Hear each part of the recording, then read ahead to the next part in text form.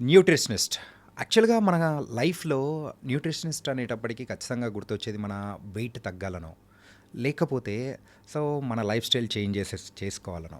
So, అప్పుడు మాత్రమే nutritionist అనేవాళ్ళు గుర్తొస్తుంటారు. కాకపోతే నేనిప్పుడు చెప్పే ఈ న్యూట్రిషనిస్ట్ ఆయన ఇచ్చే టిప్స్ కానీ, చాలా వరకు మన లైఫ్ స్టైల్‌నే కాదు, మనకొచ్చే చాలా వరకు జబ్బుల్ని కూడా తగ్గించే మంత్రం, ఆ డైట్ అనేది కూడా ఆయన దగ్గర ఉంది. ఆయన ఎవరో కాదు, రవి వీడే గారు. అండ్ ఆయన ఛానల్ ద్వారా కూడా చాలా మందికి కూడా క్యూర్ చేసిన సందర్భాలు అనేది కూడా మనం చూసాం. ఈరోజు మరి ఆయన ఆటో ఇమ్యూన్ డిసీజెస్ గురించి ఆయన ఇస్తున్న సలహాలు కానీ, దాని ద్వారా తగ్గి మరి చాలామంది కూడా హ్యాపీ లైఫ్ అనేది కూడా లీడ్ చేస్తూ ఉన్నారు. అది ఎంతవరకు నిజమా కాదా అనేది కూడా తెలుసుకోవాలని ఉంది కదా. ఎస్, మరి ఈరోజు మన రియల్ టాక్ విత్ చాణక్యలో మరి దాని గురించే మాట్లాడదాం. మరి అయితే మనతో పాటు ఉన్నారు రవి వీటే గారు. థ్యాంక్స్ అండి, thank you so much. Ravi గారు, మీ యూట్యూబ్ ఛానల్ కానీ అండ్ యాజ్ ఏ న్యూట్రిషనిస్ట్గా మీరు ఇచ్చే డైట్ కానీ, సో చాలామంది దగ్గర నుంచో కూడా ఒక పాజిటివ్ రిజల్ట్స్ అనేది కూడా వస్తున్నాయని కూడా వింటున్నాము. అండ్ కానీ కొన్ని మీరు పెట్టే తమ్నేల్ మాత్రం వాళ్ళకి గమ్మత్తుంటాయి సార్. ఏంటంటే కార్నోవర్ డైట్ వర్సెస్ రవి డైట్ అని చెప్పేస్తే, రవి వీడి డైట్ అంటే అరే అరే so what's the differences sir? ఈ డైట్ ఏంటిది అసలు యాక్చువల్గా? యాక్చువల్గా ఏంటంటే, సో కార్నివార్ డైట్ ఉంది, కీటో డైట్ ఉంది, అలాగే కొంచెం డిఫరెంట్ డైట్స్ చాలా ఉన్నాయి యాక్చువల్లీ. నేను కూడా ఒక డైట్ ప్రిపేర్ చేశాను అనమాట.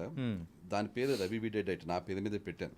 అంటే ఇనిషియల్లీ ఈ డైట్ ప్రిపేర్ చేసిన చాలా కాలం క్రితం, అప్పుడు నా పేరు మీద పెట్టలేదు, జస్ట్ ఏంటంటే ఈ డైట్ వాడండి అని చెప్పి ఇచ్చేవాడిని.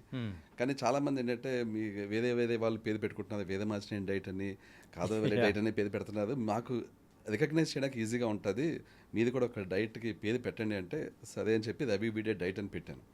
అయితే నాది ఒక సింగిల్ డైట్ అంటూ ఉండదు. ఇప్పుడు కిడ్నీ ఇష్యూస్కి డిఫరెంట్ డైట్ ఉంటుంది, ఆటో ఇమ్యూన్కి డిఫరెంట్ డైట్ ఉంటుంది. ఆటో ఇమ్యూన్ డిసీజెస్ అంటే సోరియాసిస్, రొమటాయిడ్ ఆర్థరైటిస్ ఇలాంటి వాటి. అండ్ డయాబెటీస్కి డిఫరెంట్ డైట్ ఉంటుంది, లివర్ హీల్ అవ్వడానికి డిఫరెంట్ డైట్ ఉంటుంది. సో ఇలాగా డిఫరెంట్ డైట్స్ ఉన్నప్పుడు ఒకటే నేమ్తో డైట్ ఎలాగా అని అనుకునేవాడిని యాక్చువల్లీ. సో అందుకని నేను ఇనిషియల్గా చాలా కాలం పాటు ఒక డైట్ కంటూ నా పేరు పెట్టడం నాకు నచ్చలేదు యాక్చువల్లీ.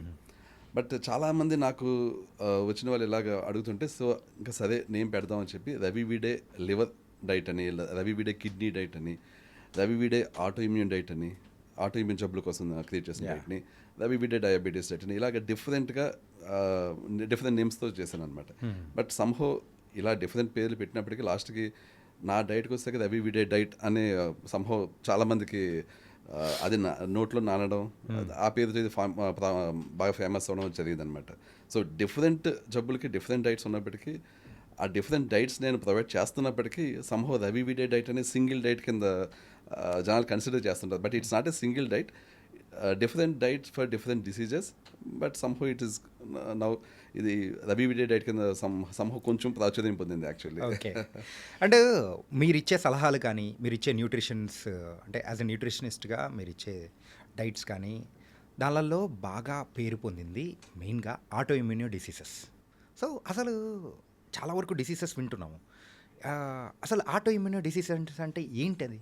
చాలామందికి కూడా డౌట్ అనేది ఉంది, ఈవెన్ నాకు కూడా ఉంది. Okay, so auto immune disease అంటే బేసికల్గా అంటే డెఫినేషన్ ప్రకారం చూడాలంటే, మన ఇమ్యూన్ సిస్టమ్ మన బాడీలో ఉన్న సెల్స్ని అటాక్ చేస్తుంటే, మన బాడీని మన ఇమ్యూన్ సిస్టమ్ అటాక్ చేస్తుంటే ఏవైతే డిసీజెస్ మనకు వస్తాయో వాటిని ఆటో ఇమ్యూన్ డిసీజెస్ అంటాం.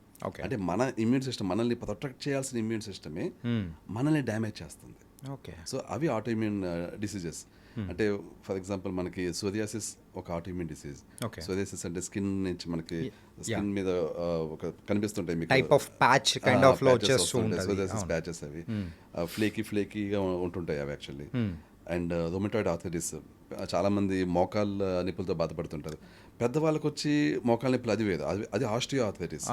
అది ఎముకలు అన్ని జాయింట్స్ అరిగిపోవడం వల్ల వచ్చింది. కానీ ఇది వయసుతో సంబంధం లేకుండా వస్తుంది. రొమటాయిడ్ ఆర్థరైటిస్ అనేది ఏంటంటే జాయింట్స్ మధ్య ఇన్ఫ్లమేషన్ అంటే నథింగ్ బట్ తెలుగులో చెప్పాలంటే వాపు.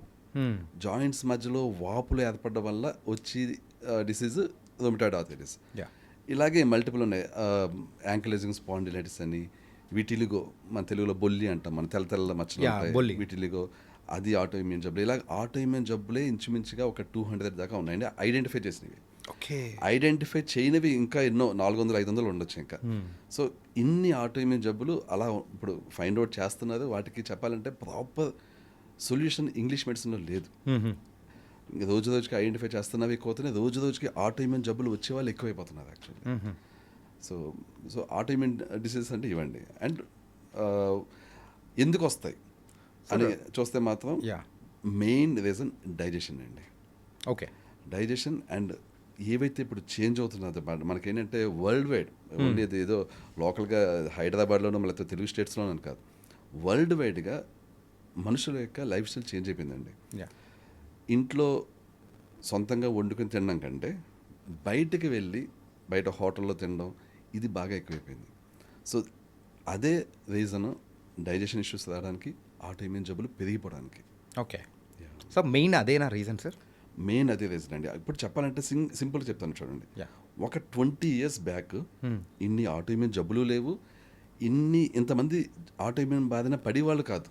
చాలా తక్కువ. అక్కడక్కడ మనకి చూడండి, ఎవరో ఒకళ్ళు సోరియాసిస్ పేషెంట్ ఉండేవాళ్ళు, ఎవరో ఒకళ్ళు రొమటాయిడ్ ఆర్థరైటిస్ పేషెంట్ ఉండేవాళ్ళు. అసలు ఎవరికి కూడా ఇలాంటి జబ్బులు పేర్లు కూడా తెలియదు ఒకప్పుడు. ఇప్పుడు ఎవరిని చూసినా ఒక 10 మందిని చూస్తే అందులో ఒకళ్ళిద్దరికి ఆటో ఇమ్యూన్ జబ్బులు ఉంటున్నాయి. అది ఇంకా పెరిగిపోతుంది, రేషియో పెరిగిపోతుంది యాక్చువల్లీ.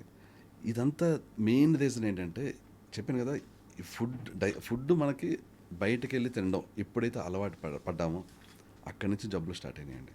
ఓకే. మీకు కంప్లీట్ సినారియో చెప్తాను కావాలంటే. ఒక మనిషిని ఎగ్జాంపుల్ కింద తీసుకుని చెప్తాను. ఓకే, చెప్పండి సార్ ప్లీజ్. ఒక అతను ఒక 25 ఏళ్ళ వయసు ఉంది అనుకుందాం. ఒక రెస్టారెంట్కి వెళ్ళాడు. అప్పుడు దాకా ఇంట్లోనే ఎక్కువ తిన్న అలవాటైంది. ఇంట్లోనే ఎక్కువ తినేవాడు. వాళ్ళ మమ్మీనో లేకపోతే ఎవరో వండి పెట్టేవారు. రెస్టారెంట్కి వెళ్ళాడు. అక్కడ ఏదో తిన్నాడు. తిన్నప్పుడు ఏమవుతుందంటే ఆ ప్లేట్లో లేకపోతే ఆ గ్లాస్లో అంతకు ముందు ఎవరైతే అక్కడ తిన్నారో, భోజనం చేసేదో లేకపోతే టిఫిన్ చేసేదో, వాళ్ళ నోట్లోంచి వచ్చిన హెచ్ పైలోది బ్యాక్టీరియా ఉండొచ్చు. ఓకే. హెచ్ పైలోది బ్యాక్టీరియా అనేది చాలా చాలా చాలా ఒక పాండమిక్ లాంటిదండి. ఇది ఎవరికి తెలియదు యాక్చువల్లీ. అది చాలా ఒక ఆల్మోస్ట్ వరల్డ్లో 70 to 80% మనుషుల్లో ఉంది అది. My God. ఇది ఒకప్పుడు లేదు ఇలాగా. ఒకప్పుడు మహా అయితే 5%, 10% పాపులేషన్లో ఉంది, వరల్డ్ పాపులేషన్లో. నేను చెప్పేది ఎక్కడో లోకల్ ఒక దేశంలో కాదు, వరల్డ్ పాపులేషన్లో 5-10% ఉండి హెచ్ పైలోది బ్యాక్టీరియా. ఇప్పుడు ఆల్మోస్ట్ 70 to 80%, అంటే ఒక 10 మందిని తీసుకుంటే 7 నుంచి 8 మందికి స్టమక్లో హెచ్ పైలోది బ్యాక్టీరియా ఉంటుంది. Sir it was really dangerous. Exactly. And doctors అయితే మొదట్లో దాన్ని ఫిక్స్ చేసేవాళ్ళు. ఇప్పుడు ఇంకా వచ్చిన ప్రతి ఒక్కరిలోనూ హెచ్ పైలోది బ్యాక్టీరియా ఉంటే వదిలేసే అని చెప్పి వదిలేస్తున్నారు దాన్ని. అయితే ఇప్పుడు ఇందాక నేను చెప్పిన సినారియోలో రెస్టారెంట్కి వెళ్ళాడు. అంతకుముందు అప్పుడు దాకా అతనికి హెచ్ పైలోది బ్యాక్టీరియా లేదు స్టమక్లో. అంతకుముందు వచ్చిన వ్యక్తి అక్కడ గ్లాస్ తాగాడు, పెట్టాడు, అతని బ్యాక్టీరియా అక్కడ ఉంది గ్లాస్. ఇతను అదే గ్లాస్లో తాగుతున్నాడు, లేకపోతే అదే స్పూన్తో తింటున్నాడు. వచ్చింది ఈ హెచ్ పైలోది బ్యాక్టీరియా కడుపులోకి వెళ్ళింది. ఒకప్పుడు ఏంటంటే మనుషులంతా రోజు ఎక్సర్సైజ్ చేసి, అంటే కష్టపడి కూలి పని, వ్యవసాయం ఇలాంటివి ఫిజికల్ ఫిట్నెస్ అనేది ఏదో ఒక రూపంలో ఉండేది. ఉండడం వల్ల ఏమైందంటే స్టమక్లో యాసిడ్ జనరేషన్ బాగుండేది. సో ఒకప్పుడు వాళ్ళకి ఒకవేళ హెచ్ పైలోదితో ఇలా తాగినా తిన్నా అది ఇలా స్టమక్లోకి వెళ్ళినట్టే యాసిడ్ చంపేసేది. ఇప్పుడు ఈ 25 ఏళ్ళ వయసున్న యువకుడు ఎక్సర్సైజ్ చేయట్లేదు. 20 ఏళ్ళ దాకా బాగానే హెల్తీగా ఉన్నాడు. ఈ 5 ఏళ్లలో అతని స్టమక్లో ఉండి హెచ్సిఎల్ ప్రొడక్షన్ తగ్గింది, యాసిడ్ ప్రొడక్షన్ తగ్గింది. ఎందుకంటే ఎక్సర్సైజ్ చేయట్లేదు, అంత యాక్టివ్గా లేడు మనిషి. సో ఒకప్పుడు మన పాత జనరేషన్లో వాళ్ళు స్ట్రాంగ్గా ఎలా ఉండేవారో, స్ట్రాంగ్గా ఏదో పనులు చేసేవారో అలా చేయకుండా ఎక్కువసేపు టీవీలు చూడడం, ఎక్కువసేపు ఇంకా పెద్దగా యాక్టివిటీ లేకపోవడం, సో ఆటలు గేమ్స్ ఇలాంటివి లేకపోవడం, దీనివల్ల ఏంటంటే కొంచెం స్టమక్ యాసిడ్ తగ్గింది. ఇప్పుడు ఈ వ్యక్తి రెస్టారెంట్కి వెళ్ళి ఏదైతే తిన్నాడో, హెచ్ పైలోది బ్యాక్టీరియా నోట్లోంచి వెళ్ళిందో స్టమక్లోకి, సఫిషియంట్ అమౌంట్ ఆఫ్ యాసిడ్ లేకపోవడం వల్ల ఆ బ్యాక్టీరియా చావలేదు. అది వెళ్ళి ఏం చేస్తుంది, స్టమక్ లోపల అది స్క్రూ టైప్లో ఉంటుంది, ఏదో స్క్రూ బిగించినట్టు ఇలా స్క్రూ బిగిస్తాం మన చెక్కల్లో అలా ఉండి దాని షేపే అలా ఉంటుంది. అదేం చేస్తుంది, స్టమక్ లోపలికి స్క్రూ బిగించేసుకుంటుంది. అది ఇంకా రాదు, ఇంకా అక్కడ ఉండిపోతుంది అలాగా. సో ఏమవుతుంది, అది అక్కడ ఉండి ఆ పార్ట్ ఆఫ్ స్టమక్ నుంచి ఇంక యాసిడ్ జనరేట్ అవుతుంది. అది వచ్చి ఎక్కడ స్క్రూ బిగించుకుందో అక్కడి నుంచి యాసిడ్ జనరేట్ అవుతుంది ఇంకా. సో ఏంటి, ఆల్రెడీ కొంత యాసిడ్ జనరేషన్ తగ్గింది, ఈ బ్యాక్టీరియా ఒక బ్యాక్టీరియాకి సంబంధించిన ఒకే ఒక కణం వెళ్ళింది అక్కడికి, అది అక్కడ యాసిడ్ జనరేషన్ ఆపింది. ఇది 5% 10% స్టమక్లో ఆక్యుపై చేసింది అనుకోండి, పెద్దగా ఇష్యూస్ అవ్వవు. ఓకే. కానీ అది అలాగ పెరుగుతూ అది మళ్ళీ లోపలికి వెళ్ళి పిల్లల్ని పెడుతుంది అది. ఆబ్వియస్లీ. అంటే ఒక్కటి వెళ్ళిందంటే చాలు. చాలు. సో ఇంక దాని ఫ్యామిలీని కాదు, ఇక పూర్ జనరేషన్స్ మొత్తం వచ్చేస్తాయి. వచ్చేస్తుంది. సో దాంతో ఏమవుతుందంటే అది పిల్లల్ని పెడుతుంటుంది. సో 5% కాస్త 10%, 15% అలాగా అమౌంట్ ఆఫ్ స్టమక్ని అది ఆక్యుపై చేస్తుంటుంది.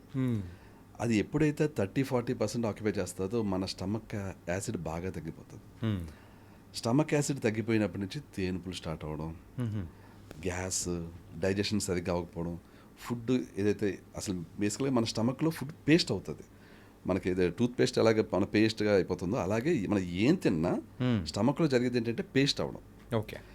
అంటే ఇన్ఫ్యాక్ట్ మనం చెప్పుకోవాలంటే మన లాంగ్వేజ్లో అరిగించుకోవడం కాదు, అరిగించుకోవడం జరిగేది ఇంటెస్టైన్స్లో, ఓహో. ప్రేగుల్లో. ఓకే. ఇక్కడ జరిగేది పేస్ట్ అవ్వడం. ఓకే. ఇది పేస్ట్ కరెక్ట్గా అయితేనే ఇంటెస్టైన్స్లో బాగా అదుగుతుంది. యాక్చువల్లీ అదగడం అంటే నా అది ఏంటంటే బేసికల్లీ చాలామందికి తెలీదు. అదగడం అంటే ఈ పేస్ట్ అయిన ఫుడ్లోంచి న్యూట్రియంట్స్ అన్ని బాడీ లాక్కోవడం, మొత్తం మనకు విటమిన్స్, మినరల్స్, ప్రోటీన్స్ అన్నీ కూడా లాక్కోవడం అనేది జరిగేది ఇంటెస్టైన్స్లో. స్టమక్లో జరిగేది మనం పొట్టలో అరగడం అని అంటాం, దాని కూడా అరగడంలో ఇది ఒక పార్ట్, పేస్ట్ అవడం ఒక పార్ట్. యాక్చువల్లీ అది కూడా అరగడం అనేది ఓవరాల్ ప్రాసెస్. అరగడం అంటే డైజెస్ట్ అవ్వడం, ఓవరాల్ ప్రాసెస్లో పేస్ట్ అవడం అనేది ఒక స్టెప్. ఆ పేస్ట్ అయిన దాంట్లోంచి న్యూట్రియన్స్ లాక్కోవడం అనేది సెకండ్ స్టెప్. సో అరగడం అనేది స్టమక్లోనే అవుతుంది, ఇంటెస్టైన్స్లోనే అవుతుంది, బట్ ఆ స్టెప్స్ డిఫరెంట్ అనమాట. పేస్ట్ అవడం, పేస్ట్ అయిన దాంట్లోంచి న్యూట్రియన్స్ లాక్కోవడం ఇంటెస్టైన్స్లో అవుతుంది. బట్ ఇక్కడ ఈ అబ్బాయి విషయంలో ఏమైంది, ఇప్పుడు 25 ఏళ్ళ యువకుడు వెళ్ళి తిన్నాడు, ఆ వ్యక్తికి హెచ్పైవి ఫస్ట్ ఆ రోజు వచ్చింది. అది మెల్లిమెల్లిగా ఏమైందంటే 1 సంవత్సరం అయ్యేసరికి, 2 ఏళ్ళు అయ్యేసరికి అమౌంట్ ఆఫ్ హెచ్పైవి బ్యాక్టీరియా పెరిగి అతని స్టమక్ యాసిడ్ బాగా తగ్గింది. సో 25 ఇయర్స్ అయినా ఇప్పుడు ఆ వ్యక్తికి ఎంటర్ అయిన హెచ్పైవి కాస్త 28 ఇయర్స్కి యాసిడ్ బాగా తగ్గిపోయి డైజెషన్ ఇష్యూస్ క్రియేట్ చేయడం స్టార్ట్ చేసింది. ఓకే. ఆ వ్యక్తికి అప్పుడు తెలుస్తుంది తేన్పులు వస్తున్నాయి, సరిగా అవ్వట్లేదు ఇలాగని చెప్పి. ఇది మొత్తం కంప్లీట్ సిస్టమ్ని ఎఫెక్ట్ చేస్తుంది. అంటే మనకి స్టమక్లో ఉన్న హెచ్పైవి అది స్టమక్లో యాసిడ్ తగ్గిస్తే దీనివల్ల ఏమవుతుంది, ఇంటెస్టైన్స్లో డైజెషన్ సరిగ్గా అవ్వదు. ఎందుకు, స్టమక్లో పేస్ట్ అవ్వాల్సింది సరిగ్గా పేస్ట్ అవ్వలేదు. ఇంటెస్టైన్స్కి వచ్చేసరికి అన్డైజెస్టెడ్ ఫుడ్స్ అలా వస్తాయి. ఇప్పుడు పేస్ట్ అయితే అందులోంచి అన్ని లాక్కుంటుంది మన బాడీ. పేస్ట్ అవ్వలేదు ఇక్కడ, ఏం లాక్కుంటుంది, సరిగ్గా లాక్కోదు, కష్టపడుతుంది, అక్కడ ట్రై చేస్తుంది అక్కడ ఏదైనా డైజెస్ట్ చేద్దామని చెప్పి. కానీ ఏమవుతుందా, ఈ ప్రాసెస్లో ఏమవుతుందంటే అన్డైజెస్టెడ్ ఫుడ్ కాబట్టి సరైన స్పీడ్లో డైజెస్ట్ అవ్వదు, కిందకి వెళ్తుంది, సరైన స్పీడ్లో స్లోగా వెళ్తుంది. స్లోగా వెళ్ళినప్పుడు ఏమవుతుందంటే మనం బేసికల్గా ఒక ప్లేట్లో ఏదన్నా ఫుడ్ వండింది అలా పెట్టేసి ఉంచేసాం అనుకుందాం, 1 డే పోయికి ఏమవుతుంది, మీరు చూస్తే పాచి పెట్టేస్తుంది. అవును. Nothing but fungus. అదే ప్రాసెస్ మన ఇంటెస్టైన్స్లో అవుతుంది. ఓకే. ఫుడ్ అన్డైజెస్టెడ్ వెళ్ళింది, సో అది మన బాడీ నుంచి బయటికి వెళ్ళలేదు, ఎక్కువసేపు ఉండిపోయింది. ఏమవుతుంది, అది చిన్న ప్రేగుల్లోనే ఫంగస్ని, బ్యాక్టీరియాని అలా పెంచుకుంటూ పోతుంది. ఓకే. ఈ చిన్న ప్రేగుల్లో ఏదైతే ఫంగస్ ఫామ్ అవుతుందో ఆ ఫంగస్సే ఆటోఇమ్యూన్ జబ్బులకి రీజన్ అండి. సార్, మీరు ఇందాక ఒకటి చెప్పారు, ఆటోఇమ్యూన్ డిసీజెస్ అంటే యూజువల్గా దానికి సంబంధించిన డైట్స్ అనేది కూడా మేము ఇస్తూ ఉంటాము అని చెప్పేసి. సోరియాసిస్ మెయిన్గా మనము మీరు ఓన్లీ 500 వరకు చెప్పారు, అందులో కొన్ని తీసుకుందాం, అన్నీ లేకుండా. సో సోరియాసిస్ అండ్ అలాగే ఇంకొకటి బొల్లి. సో మెయిన్గా దీని గురించి మాట్లాడుకుందాం. ఓకే. సో అంటే ఏ స్టేజ్లో ఉన్నప్పుడు మెయిన్గా ఈ బొల్లికి మీరు ఆ డైట్ అనేది కూడా ఇస్తుంటారు, దాన్ని తగ్గించడం అనేది ఎలా పాసిబిలిటీ అవుతుంటుంది? ఓకే, ఇక్కడ ఈచ్ ఆటోఇమ్యూన్ జబ్బుకి డిఫరెంట్గా ఉంటుందండి. అంటే డైట్ ఆల్మోస్ట్ సేమే ఉంటుంది, కానీ ఆటోఇమ్యూన్ జబ్బు క్యూర్ అయ్యి పర్సంటేజ్ డిఫరెంట్గా ఉంటుంది. అంటే సోరియాసిస్, బొల్లితో పాటు నేను రొమటాయిడ్ ఆర్థరైటిస్ కూడా తీసుకుంటాను. దానికి కారణం ఏంటంటే ఈ 3 సాధారణంగా చాలా మందిలో ఉంటాయి, అండ్ ఈ 3టికి నేను కంపారిజన్ చేస్తే మీకు బాగా తెలుస్తుంది యాక్చువల్లీ. ఓకే. ఫస్ట్ రొమటాయిడ్ ఆర్థరైటిస్కి వద్దాం. రొమటాయిడ్ ఆర్థరైటిస్ ఏంటంటే ఎంత హెవీగా ఉన్నప్పటికీ వితిన్ 15 డేస్లో పెయిన్స్ తగ్గిపోతాయండి మీరు ఇచ్చే డైట్తో. ఇక్కడ డైట్తో పాటు డైజెషన్ కూడా ఫిక్స్ చేయాలి. ఓకే. డైట్ ఒక్కటే ప్రామాణికం కాదు. Diet along with good digestion with in 15 days pains తగ్గిపోతాయి. అంటే లైక్ మీరు అన్నట్టు లైఫ్ స్టైల్ అనేది కూడా చేంజ్ చేస్తాం. అలాంటి లైఫ్ స్టైల్ అనే కాదు. ఇప్పుడు బేసిక్ చెప్తాను చూడండి. ఇప్పుడు డైట్ మనం తీసుకుంటున్నాం. ఈ డైట్లో ప్రోటీన్ ఉంటాయి, ఫ్యాట్స్ ఉంటాయి, కార్బోహైడ్రేట్స్ ఉంటాయి. వీటిని కరెక్ట్గా డైజెస్ట్ చేసేలాగా డైజెస్టివ్ ఎంజైమ్స్ కూడా ఇవ్వాలి మనం. ఇప్పుడు జస్ట్ డైట్ తీసుకున్నాం అనుకోండి, ఆ డైట్ తీసుకున్నా కూడా అది డైజెషన్ కాలేదనుకోండి, దానివల్ల మనకి ఏది బెనిఫిట్స్ ఉండవు. ఎందుకంటే అది బేసిక్ డైజెస్టే కావట్లేదు. అంతకుముందు ఉన్న ఇష్యూస్ అలాగే ఉంటాయి. కాబట్టి డైట్ డైజెస్ట్ అవ్వాలి. ఓకే. ఫర్ ఎగ్జాంపుల్ ఈ డైట్లో ఏంటంటే మేము నాన్ వెజ్ ప్రోటీన్స్ని మెడిసిన్లో వాడతాం. ఎలా అంటే ఇప్పుడు చికెన్ కానీ మటన్ కానీ any non veg except eggs తీసుకున్నప్పుడు ఏమవుతాయంటే ఈ ప్రోటీన్ ఏదైతే వస్తుందో ఈ ప్రోటీన్ ఎమినో యాసిడ్స్ కింద స్ప్లిట్ అయ్యి డైజెషన్ బాగుంటాయి. ఓకే. ఎమినో యాసిడ్స్ కింద స్ప్లిట్ అయ్యి బాడీలోకి వెళ్ళాక మన మైండ్ దాన్ని ఈ బ్రెయిన్లో హైపోథాలమస్ అని ఒక పార్ట్ ఉంటుంది. అది మెయిన్ వీటిని ఐడెంటిఫై చేసి మా డైట్లో ఉన్న ప్రోటీన్స్ని, అన్ని డైట్లో చెప్పట్లేదు, మా డైట్లో ఉన్న ప్రోటీన్స్ని ఓకే నాకు చాలా స్వచ్ఛమైన ప్రోటీన్స్ వచ్చినాయి, స్వచ్ఛమైన ఎమినో యాసిడ్స్ వచ్చినాయి, నేను దీన్ని మెడిసిన్లా యూజ్ చేసుకుని బాడీని హీల్ చేయొచ్చు. ఎందుకంటే మన బాడీ హీల్ అయ్యేది ప్రోటీన్స్తోనే. మన బాడీ టిష్యూ తిప్పేది మన బాడీలో జరిగేది ఓన్లీ ప్రోటీన్సే. కార్బోహైడ్రేట్స్ అయ్యో, ఫ్యాట్స్ అయ్యో, ఓకే, ఓన్లీ ప్రోటీన్స్ మాత్రమే బాడీని హీల్ చేస్తాయి, బాడీని క్యూజ్ చేస్తాయి. మనం ఎక్సర్సైజ్ చేసాం, మజిల్స్ పెరుగుతాయి. ఎలా పెరుగుతాయి? ప్రోటీన్స్ అనేది ఇస్తేనే మనకు ఆ మజిల్ అనేది కూడా గ్రోత్ అనేది వచ్చేస్తుంది. ఎగ్జాక్ట్లీ. అది మనం ఎక్సర్సైజ్ చేసినప్పుడు టిష్యూ డ్యామేజ్ని రిపేర్ చేసిన ప్రోటీన్ రిపేర్ చేస్తేనే అప్పుడు కండలు పెరుగుతాయి అనమాట. సేమ్ అలాగే ఏదన్నా ఇష్యూ ఉంటాయి, స్కిన్ ఇష్యూ అవ్వచ్చు, జాయింట్స్ ఇష్యూ అవ్వచ్చు, ఎనీ ఇష్యూ, దాన్ని ఫిక్స్ చేయాలంటే ప్రోటీన్స్ కావాలి. ఆ ప్రోటీన్స్ మన డైట్లో పర్ఫెక్ట్గా వస్తాయి అన్నమాట. అండ్ మెడిసిన్లో పనిచేస్తాయి. అన్ని డైట్స్లో పనిచేస్తుంటే పని చెయ్యవు. దానికి రీజన్ ఏంటంటే మనం వాడి ఫుడ్స్లో మనం ఏదైతే మన డైట్లో వాడతామో అందులో ఈ ప్రోటీన్స్ని మెడిసిన్ లాగా, ఈ నాన్ వెజ్ ప్రోటీన్స్ని మెడిసిన్ లాగా పని చేయకుండా చేసి ఇంగ్రీడియంట్స్ ఉంటాయి. అందులో some of the main things ఏంటంటే ఎండుమిర్చి, పచ్చిమిర్చి, కారము, మిరియాలు, చింతపండు. ఇవి వాడేమో అంటే ఇంకా నాన్ వెజ్ ప్రోటీన్స్ మనకి మెడిసిన్లా పనిచేయడం కాదు కదా, పాయిజన్లా పనిచేస్తాయి, అంటే ఇంకా పెంచుతాయి ఇష్యూస్ని. ఓకే. సో అందుకనే నాన్ వెజ్ మంచిది కాదు, జబ్బులు పెరుగుతాయి అంటారు, అది నిజమే. నాన్ వెజ్ జబ్బుల్ని తగ్గిస్తుంది అన్నది నిజమే. మనం ఎలా వండుతున్నాం అనే దాన్ని బట్టి, ఏం యాడ్ చేస్తున్నాం అనే దాన్ని బట్టి. సో మా డైట్లో ఏంటంటే నాన్ వెజ్ని మెడిసిన్ లాగా పనిచేసేలాగా చేసి మాత్రమే ఉంటాయి.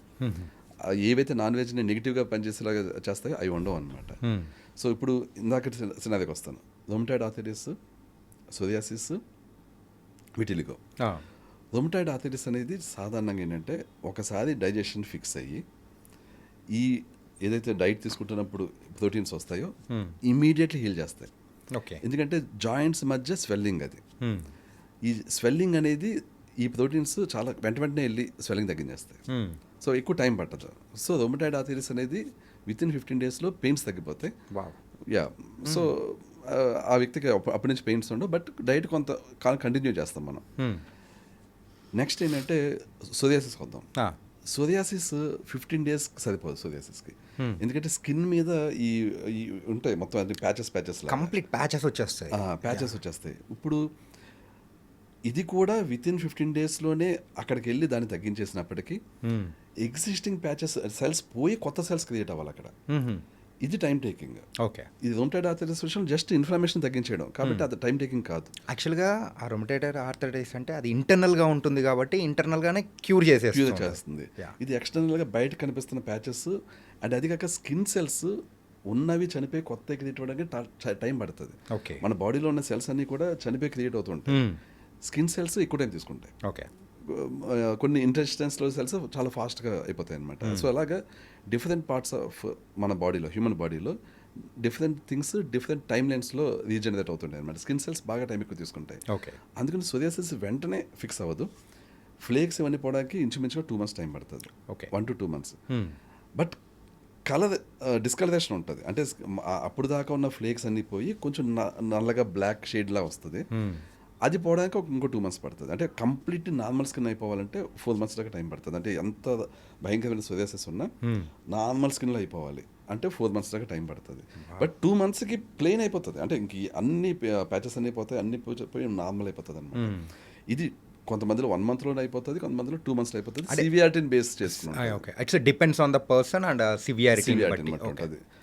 ఈ మూడోది విటిలిగో, బొల్లి. విటిలిగో ఏంటంటే ఇప్పుడు చాలా హెవీ విటిలిగో ఉందనుకోండి, మొత్తం కొంతమందికి మొత్తం ఫుల్ బాడీ అంతా కూడా వైట్ అయిపోయి ఉంటుంది, చాలా కాలం క్రితం అయిపోయి ఉంటుంది. చాలా కాలం పాటు విటిలిగో ఉన్న వాళ్ళకి రివర్స్ చేయలేమండి. అదేంటంటే ఇంకా anything there is a limitation. కానీ somebody in the 20s or 30s అప్పుడే విటిలిగో స్టార్ట్ అయింది, ఒక 1 year అయింది. ప్యాచెస్ ఇప్పుడు ఇక్కడో ప్యాచ్, లేకపోతే చెస్ట్ మీద ప్యాచ్, ఇలాగ అక్కడక్కడ ప్యాచెస్ ఉన్నాయి. సో వీళ్ళకి రివర్స్ అయ్యే ఛాన్స్ చాలా ఎక్కువ ఉంటుంది. ఓకే, ఎందుకంటే ఇప్పుడు ఆ సెల్స్ ఏవైతే ఉన్నాయో ఆ సెల్స్లో మనం కంప్లీట్ మళ్ళీ మెలనిన్ ప్రొడ్యూస్ అయ్యేలా చేసి వాటిని ఆ వీటిలో రివర్స్ అయ్యేలా చేయొచ్చు. బట్ చాలా సంవత్సరాల నుంచి ఉన్నప్పుడు ఆ సెల్స్ ఇంకా రెస్పాండ్ కావండి, ఇంకా ఎంత ఏం చేసినా కూడా రెస్పాండ్ కావు ఇంకా.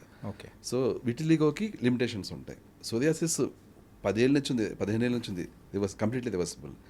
విటిలిగో ఇట్స్ డిఫరెంట్ అండి, ఇట్స్ నాట్ కంప్లీట్లీ రివర్సిబుల్. కొన్ని కేసుల్లో స్టార్టింగ్ కేసెస్లో అయితే కంప్లీట్లీ రివర్సిబుల్ అండి అది. ఓకే, సరే మెయిన్గా బొల్లి గురించి వచ్చేటప్పటికి, సో ఒకవేళ మీరు ఇచ్చే డైట్ ద్వారా ఇప్పుడున్న అంటే సివియారిటీ అనేది కూడా కొంచెం చేయి దాటిపోయింది, ఆ స్టేజ్ దాటిపోయింది అని అనుకుందాం.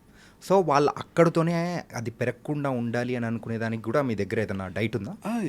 సేమ్ అండి, ఇప్పుడు ఇదే డైట్ అండ్ డైజెషన్ తోటి ఉన్నదాన్ని రివర్స్ చేయలేం, కానీ ఎక్కడి దాకా వెళ్ళిందో అక్కడితో ఆపేస్తాం ఇంకా. ఓకే, అది ఇంకా డ్యామ్ షూర్ అండి. ఇప్పుడు బేసికల్గా నేను చెప్తున్నాను కదా, ఒక స్టేజ్ దాటాక అంటే అది కూడా ఏంటంటే ఒక 5 ఏళ్ళ నుంచి ఉంది, ఇంకా కష్టం రివర్స్ చేయడం, చాలా హెవీగా ఉంది అంటే అప్పుడు రివర్స్ చేయలేం. కానీ ఒక స్టేజ్ దాకా వెళ్ళక ఇంతకంటే ఎక్కువ సివియర్గా వెళ్ళకూడదు అనేది మాత్రం ఉంటే డౌట్ లేకుండా అక్కడ ఆగిపోద్ది. కొత్తగా ఇంకా రావు ఇంకా ప్యాచెస్ అనేది. ఓకే, సో మెయిన్గా చాలామంది కూడా దాని వల్ల కూడా సఫర్ అవుతున్న వాళ్ళు చాలామంది ఉన్నారు. సో మీరు చెప్తున్న డైట్కి తగ్గట్టు సో అది కూడా సో రీసెంట్గా వచ్చిన వాళ్ళకు క్యూర్ అయిపోతుంది అంటే that was an very good news and good thing also. ఎప్పుడైనా అంటే ఎవరి మీదైనా కానీ అది సక్సెస్ అయిందా?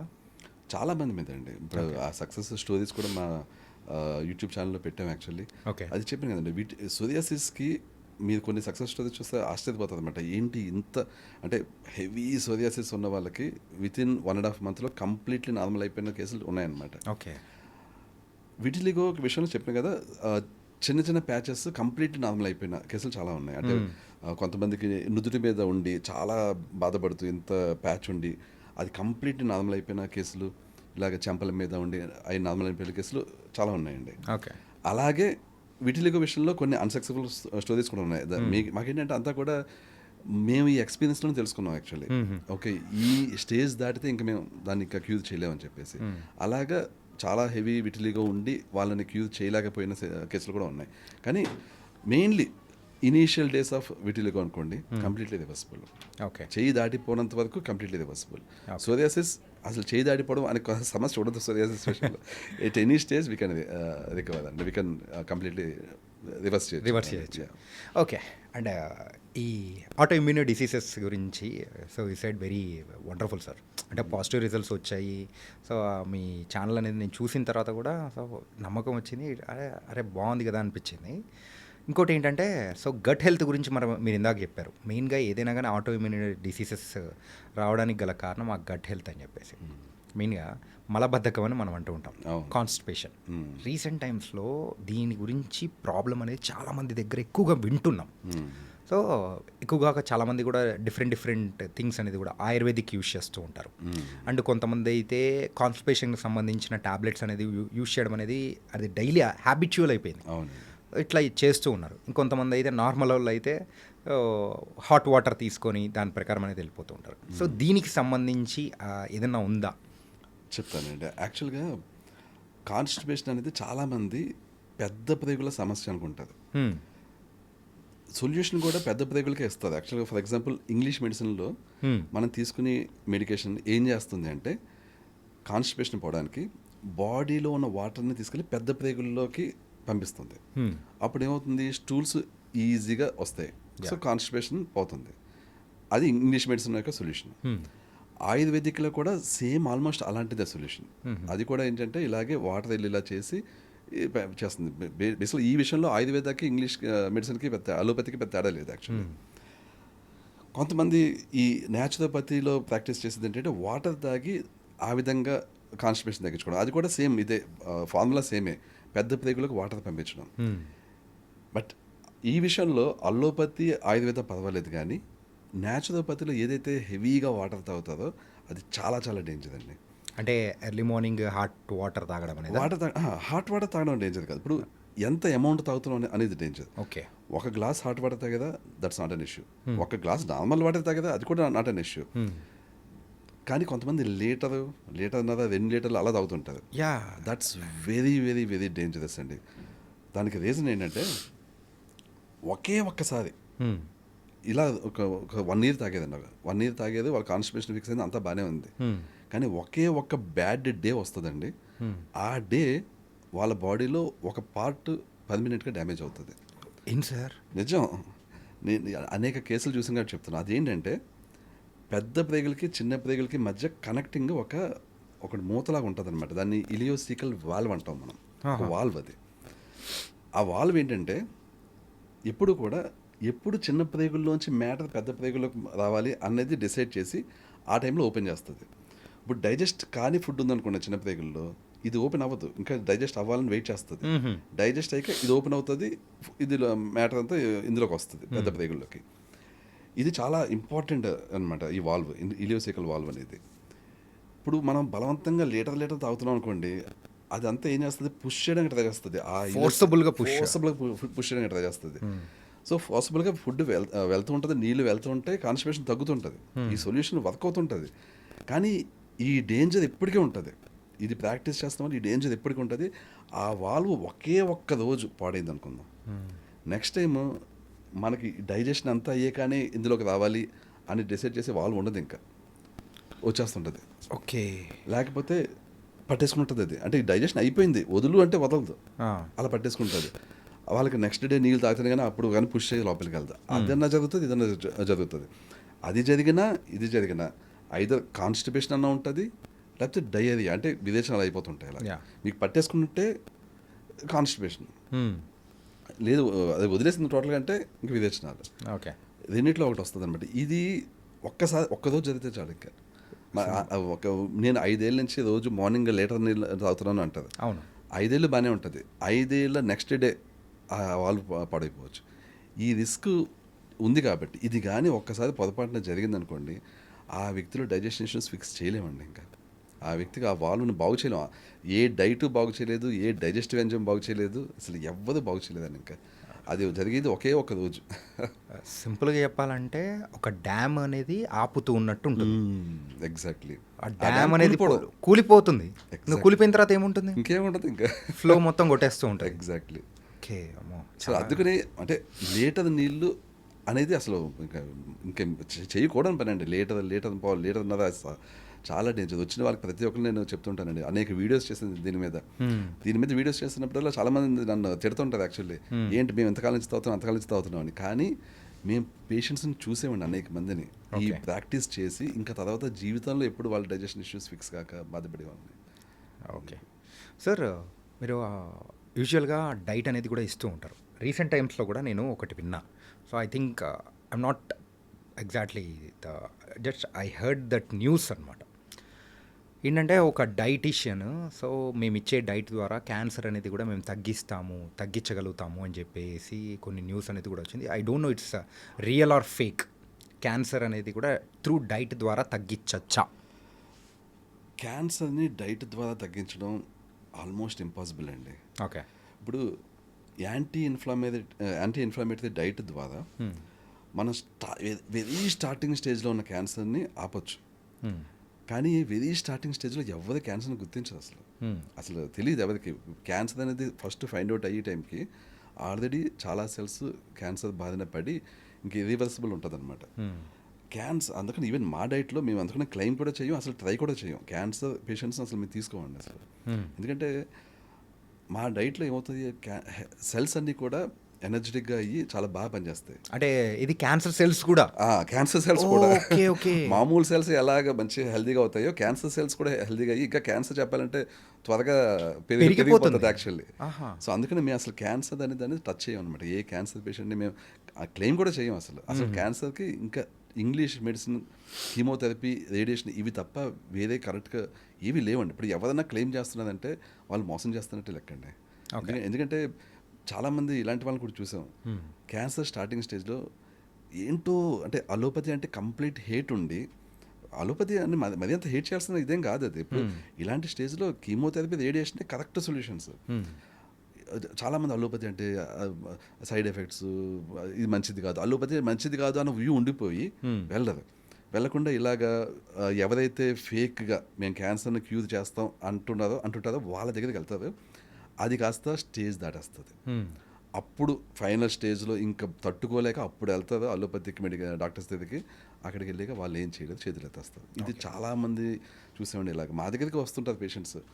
మేము చెప్తాం క్లియర్గా, మీరు వాళ్ళ దగ్గరికి వీళ్ళ దగ్గరికి వెళ్ళకండి, ఫలానా హాస్పిటల్ క్యాన్సర్కి చాలా బాగుంటుంది అక్కడికి వెళ్ళండి, ఇలాగ వాళ్ళని గైడ్ చేస్తుంది తప్పించి ఇలాగ అంటే వచ్చేది కదా ఏదో ఒక డైట్ ఇచ్చేద్దాం అనేది మాత్రం అస్సలు చూడమండి. పేషెంట్స్ హెల్త్ అనేది చాలా చాలా ఇంపార్టెంట్ అండి. మేము ఎప్పుడైనా వచ్చినప్పుడు ఈ పేషెంట్స్ మేము క్యూర్ చేయలేమని తెలిసినప్పుడు వాళ్ళని కరెక్ట్గా గైడ్ చేసి పంపిస్తాం తప్పించి మేము ప్రయోగాలు చేయమండి అసలు. Actually okay. క్యూర్ చేయగలం అన్నప్పుడే ఆ పేషెంట్ని హ్యాండిల్ చేస్తాం. అండ్ రీసెంట్ టైమ్స్లో కూడా సో ప్రతి ఒక్కరు యూత్ ఎక్కువగా సఫర్ అవుతున్న ప్రాబ్లం అనేది ఒకటి ఉందన్నమాట. ఏంటంటే మ్యారేజెస్ అందరూ కూడా లేట్ మ్యారేజెస్ అనేది చేసుకుంటున్నారు. ఆ టైంలో పిల్లలు పుట్టడం అనేది కూడా కష్టమవుతుంది.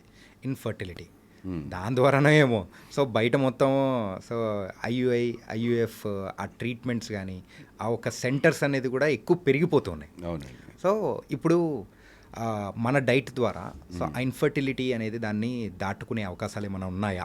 అబ్సల్యూట్లీ అండి. ఇప్పుడు నా డైట్ విషయంలో నేను ఇప్పుడు కూడా డైట్ ప్లస్ డైజెషన్ చెప్తుంటాను కదండి. సో ఇన్ఫర్టిలిటీ ఉన్న మ్యాక్సిమం కపుల్స్లో మేము గమనించింది ఏంటంటే ఆబ్వియస్లీ వాళ్ళకు ఉండేది 90% ఆఫ్ పేషెంట్స్లో హార్మోనల్ ఇంబ్యాలెన్స్ అండి. అంటే ఫిజికల్ ఇష్యూస్ వల్ల ఇన్ఫర్టిలిటీ వచ్చే వాళ్ళు చాలా తక్కువ మంది. వాళ్ళకి ఏంటంటే ఫిజికల్గా జెనెటిక్గా సంహవ్ టెస్టికల్స్లో ఇష్యూ కానీ లేకపోతే గర్భసంచుల ఇష్యూస్ కానీ అలా ఉంటాయి. అవి ఇంకా మేము చేయలేము. అవి physically some damage something is wrong. So physical ఇష్యూస్ని ఓన్లీ సర్జరీ ద్వారా కరెక్ట్ చేయొచ్చు తప్పించి డైట్ ద్వారా కరెక్ట్ చేయను. ఓకే. బట్ అలాంటి వాళ్ళు చాలా తక్కువ మంది ఉంటారు. హార్మోనల్ ఇంబ్యాలెన్స్ వల్ల పిల్లలు పుట్టిన వాళ్ళు ఎక్కువ మంది ఉంటుందండి. ఇది కూడా చెప్పాలంటే డైజెషన్ రిలేటెడే. ఇది చాలా మందికి డైజెషన్ రిలేటెడే. ఇది కూడా అనేక మందిని మేము ఇలాగే ఫిక్స్ చేసాం. ఎలాగంటే చెప్తాను చూడండి. ఇది మీకు విన్నా కూడా కొంచెం ఆశ్చర్యంగా ఉండొచ్చు కానీ చెప్తాను, క్విక్గా చెప్తాను. ఓకే. ఇందాక నేను ఏ విధంగా ఫంగస్ అనేది మన స్మాల్ ఇంటెస్టైన్స్లో ఫంగస్ ఫామ్ అయ్యి ఎక్కువసేపు ఫుడ్ ఉండిపోవడం ఫంగస్ ఫామ్ అయ్యి ఈ ఆటోఇమ్యూన్ జబ్బులు వస్తాయని చెప్పాను. ఫంగస్లో ఒక వెరైటీని ఈస్ట్ అంటాం. అది ఫంగసే కానీ అది ప్రవర్తించే విధానం బట్టి ఈస్ట్ ఫంగస్ అని డివైడ్ చేస్తాం. ఈ ఈస్ట్ అనేది ఆటోఇమ్యూన్ జబ్బులు ఇవ్వదు, but different set of issues ఇస్తుంది. అంటే ఏంటంటే ఈస్ట్ ఇచ్చే జబ్బులు ఏంటంటే anxiety, depression, suicidal thoughts, erectile dysfunction, premature ejaculation, fertility issues, low sperm count, varicose veins, varicocele, lipoma కొవ్వుగడ్డలు ఉంటాయి అవి, ఒక రకమైన స్కిన్ డిసీజ్ సెబరిక్ డెర్మటైటిస్ అంటాం, అదొక స్కిన్ డిసీజ్, హెవీ డాండ్రఫ్, ఇవన్నీ ఇస్తుంది. ఇదేంటి ఇచ్చేది ఈస్ట్. ఫంగస్ ఆటోఇమ్యూన్ జబ్బులు, ఈస్ట్ ఇప్పుడు నేను చెప్పిన లిస్ట్ ఆఫ్ జబ్బులు. సో ఆ ఈస్ట్ వల్లే ఫెర్టిలిటీ ఇష్యూస్, ఓకే, ఆ ఈస్ట్ వల్లే హార్మోన్ ఇంబ్యాలెన్స్, ఆ ఈస్ట్ వల్లే ఫెర్టిలిటీ ఇష్యూస్. మనం ఆ ఈస్ట్ని బాడీ నుంచి బయటకు పంపిస్తే వాళ్ళకి మళ్ళీ స్పెర్మ్ కౌంట్ ఇంప్రూవ్ అవుతుంది, మళ్ళీ వాళ్ళకి పిల్లలు పడుతుంది. ఇవి ఏంటంటే తెలియదు, మీకు చాలామందికి తెలియదు, ఎక్కడ వైట్ పేపర్స్ ఉండవు, ఈ రూట్ కాజ్ తెలియదు. ఫెర్టిలిటీ ఇష్యూస్ వస్తే చాలామంది ఏం చేస్తారంటే హార్మోన్స్ ఇంబ్యాలెన్స్ ఉంది కాబట్టి హార్మోన్స్ ఇవ్వడం, లేకపోతే ఐవీఎఫ్ చేయడం, ఇవన్నీ చేస్తారు తప్పించి రూట్ కాజ్ ఏంటి తెలియదు. అనేక మందికి మేము రూట్ కాజ్ అనే ఈస్ట్ని క్లియర్ చేసి వాళ్ళ డైజెషన్ ఇంప్రూవ్ చేస్తే వాళ్ళకి ఆటోమేటిక్గా పిల్లలు పుట్టడం, వితిన్ 4 months 5 monthsలో వాళ్ళు ప్రెగ్నెంట్ అవ్వడం, పిల్లలు పుట్టడం ఇంత జరిగిందండి. సో రూట్ కాజ్ ఇప్పుడు ఐవీఎఫ్కి వెళ్ళడం, వీటన్నిటికీ వెళ్ళడం, అంత అనేక సంవత్సరాలు బాధపడడం, రూట్ కాజ్ని అసలు ఎవరైతే అడ్రస్ చేయట్లేదు. రూట్ కాజ్ని మనం ఫిక్స్ చేస్తే సింపుల్ థింగ్ అండి. ఇప్పుడు నేను చెప్పిన దాన్ని బట్టి మీకు అర్థమవుతుంది. డైజెషన్, గట్, మన గట్లోనే అంతా ఉందండి. గట్ని మనం కరెక్ట్గా చూసుకుంటే, డైజెషన్ కరెక్ట్గా చూసుకుంటే 90% ఆఫ్ జబ్బులు భూమి మీద ఉన్న జబ్బులు 90% జబ్బులు గట్ వల్లే వస్తున్నాయండి. గట్ హెల్త్ బాగోపోతేనే వస్తున్నాయి. దాన్ని కరెక్ట్గా చూసుకుంటే ఫుల్ అసలు జబ్బులు అనేవి రావండి. ఓకే అది సార్. అంటే ఈ యాంగ్జైటీ, సూసైడల్ థాట్స్ అంటే అది బ్రెయిన్కి సంబంధించిన అంటే హార్మోనల్ ఇది థింగ్స్ కదా, అన్నమాట. మీకు ఆశ్చర్యంగా అనిపిస్తుంది కదా ఇప్పుడు. ఇది నేను ఇప్పటి వరకు ఎక్కడా వినలేదు. This is an first time and also it was a shocking thing also. ఎలా చెప్పినా మీకు ఎలా అవుతుందంటే, ఈస్ట్ వల్ల వస్తుంది ఈ యాంగ్జైటీ, డిప్రెషన్ ఇవన్నీ. అవును. ఈస్ట్కి దీనికి కనెక్షన్ ఏంటంటే ఈస్ట్ మన స్మాల్ ఇంటెస్టైన్స్లో ఫామ్ అయినప్పుడు అది అక్కడే ఉండిపోదు. It moves to different parts of the body. అది స్కిన్ మీదకి వచ్చిందనుకోండి సెబరిక్ డెర్మటైటిస్ వస్తుంది, తలలోకి వచ్చిందనుకోండి డాండ్రఫ్ వస్తుంది. అలాగే అది లంగ్స్లో కూడా వెళ్తుంది. లంగ్స్లోకి వెళ్ళినప్పుడు ఏమవుతుందంటే మన బాడీకి జరగాల్సిన ఆక్సిజన్ సప్లై అంత పర్ఫెక్ట్గా జరగదు. మన బాడీలో నర్వ్స్ అనేవి కూడా పార్ట్, నరాలు అనేవి పార్ట్. నరాలకు కూడా ఎప్పుడు ఆక్సిజన్ సప్లై కావాలి. ఈ ఆక్సిజన్ సప్లై మన నర్వ్స్కి సరిగ్గా కాలేదనుకోండి మనకి నరాల వీక్నెస్ వస్తుంది, నరాలు వీక్ అవుతాయి. ఓకే. వీక్ అయినప్పుడు సిగ్నల్ సరిగ్గా పాస్ అవ్వకుండా మనకేంటంటే ఈ చూడండి, మనకి పీకి పీసేస్తే మనకి బ్రెయిన్ సరిగ్గా ఉంటుంది. మనకి పీకి పీసేసినప్పుడు హ్యాపీగా ఉన్నాం కదా. సో అదే అనమాట. మీకు నరాలకి ఇప్పుడు బ్రెయిన్కి గాలి అందట్లేదు, సరిగ్గా ఆక్సిజన్ అందట్లేదు. పీకి పీసుకోవడం అనేది ఎక్స్ట్రీమ్ అయినప్పటికీ అదే మైన్యూట్ లెవెల్లో జరుగుతుంది ఇక్కడ. ఓకే. ఈస్ట్ వల్ల మీకు పూర్తి స్థాయి ఆక్సిజన్ అందట్లేదు బ్రెయిన్కి పూర్తి స్థాయి ఆక్సిజన్ అందకపోయినప్పుడు బ్రెయిన్ హ్యాపీగా ఉండదు, సాడ్గానే ఉంటుంది, యాంగ్జైటీ ఉంటుంది, డిప్రెషన్ ఉంటుంది. సో ఈ బ్రెయిన్లో ఉండే నరాలకి సరైన ఆక్సిజన్ సప్లై అందకపోవడం వల్లనే ఈ యాంగ్జైటీ, డిప్రెషన్, సూసైడల్ థాట్స్ ఇవన్నీ కూడా. ఓకే. ఎప్పుడైతే ఈ ఈస్ట్ని మేము క్లియర్ చేసామో, ఎప్పుడైతే వాళ్ళకి ఇదంతా లంగ్స్లోకి వెళ్ళిన ఈస్ట్ పోయిందో వాళ్ళు మొత్తం యాంగ్జైటీ రివర్స్ అయిపోయి చాలామంది పేషెంట్స్ అండి.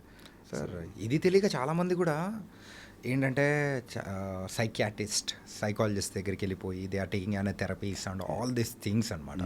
సో వాళ్ళ డైట్ ప్లాన్ అనేది కంప్లీట్ చేంజ్ చేసుకున్నారంటే they will come out of all these things. Exactly అండి. ఇప్పుడు SSRIs, ఇప్పుడు ఏవైతే సైకియాట్రిక్ డ్రగ్స్ వాడతారో యాంగ్జైటీకి అవి చాలా డేంజరస్ అండి. అవి ఏంటంటే బేసికల్ అవి చేసే పని ఒకటే, మైండ్ని కొంత నిద్రావస్థలోకి తీసుకెళ్తాయి. అంటే మనిషి మత్తులో ఉండడం వల్ల యాంగ్జైటీని ఫీల్ అవ్వడం, మత్తులో ఉండడం వల్ల డిప్రెషన్ ఫీల్ అవ్వడం తప్పించి ఆయన మత్తులో ఉండడం కరెక్ట్ కాదు. యాక్చువల్లీ మనిషి యాక్టివ్గా పనిచేయలేడు.